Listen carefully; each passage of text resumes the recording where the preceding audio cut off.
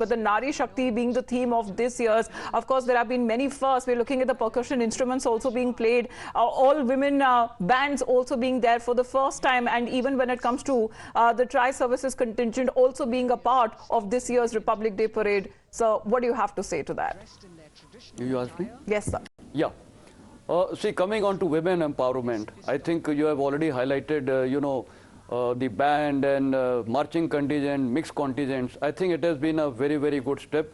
And let me tell you, I was fortunate way back in '92, that time I was a major in Kashmir, the first batch of the women officer, and I'm an infantry officer. She was a second lieutenant, her name was Uma Thapar, and I was given this officer to be trained and taken for us counter-insurgency operations in the night. And let me tell you, there was a lot of reluctance from my Jawans, including self. You know, first time we are seeing a lady officer, and the typical attitude of most of us was Mem Sahab. But finally, being an ex-NDA officer, I said, no, she is an officer and she will do everything, and I made her carry a rocket launcher which weighs almost 16 kg. And we went for a night operation in the thick terrain of J&K, and she did exceedingly well, and I am one of those proponents. I feel that women should now start even joining combat. It will take time in this country because, you know, the mindset has to change. But in most of the countries, including when I was in Afghanistan and also in the United Nations, I noticed most leading countries in the world have women in combat role. You look at Israel, even Ukraine, and most of the women are fighting in combat roles, and we as a nation today have to take a call. They could be prisoners of war, they could be harassed. So is that acceptable to the nation? I think in the long term, a decision may have to be taken, but right now they are not joining the combat role, but sufficient to say that artillery, of course, which is a combat supporting arm, they are joining that. We already have these lady officers in the air defense, and when I was commanding my division in Firozpur, I remember having come across some of the lady officers from air defense. They were so good and motivated that in fact I found they were better than some of the officers in physical fitness. So I think the India's future, the women empowerment is doing extremely well, and I think this is showcasing, and this kind of a parade which the entire country watches, including a lot of girls from universities and schools, they'll watch, they'll get motivated. Sure. So I'm quite sure that in the long run, lot of women, NCC is one of the places where I think about 37% of the NCC cadres of 17 lakhs, most of them are girls from all the states. So we see a lot of participation from not only girls in the NCC, but the officers from the Army, Navy, Air Force, and also the Agniveers, which we've been watching since past two parades. I would like to bring in Maruf.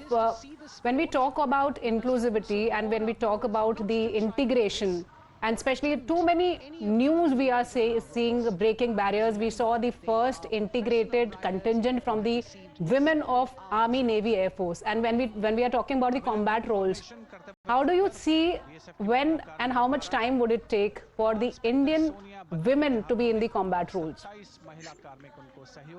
You see, there are 2-3 elements to your question. One is women being integrated in combat roles. The second is what is the time frame it will be before we see them fully integrated. And the third is that where all they can bring to bear their capabilities and their strengths, which is going to make all the difference. So the first thing is integration. I think almost everybody in the services has accepted the fact that integration of women in the armed forces is a given. Many of them have done exceedingly well. From the academy onwards, women train in OTA Madras, OTA Gaya, and I think in IMA Dehradun also there are some pockets where they're allowed to participate and train. They've done well. Many of them have won awards. If I'm not wrong, a few have won the Sword of Honor also, which is very prestigious considering they're competing with men. Secondly, the role that they can play does not necessarily have to only be in non-combat roles, and neither should we hanker on just giving them combat roles. You know, even the most combat-centric officers have traits in them who would do very well in other areas like logistics and other areas which also require attention. Let us not limit our understanding of soldiering to carrying a weapon and shooting at the enemy.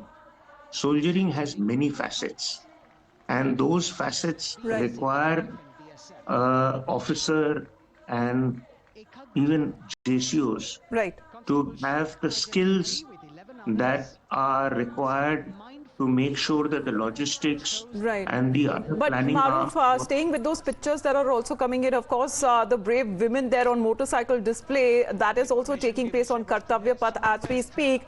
But the pictures of grandeur that also came in, do you believe as far as the UP tableau and the women there, motorcycle display by brave women,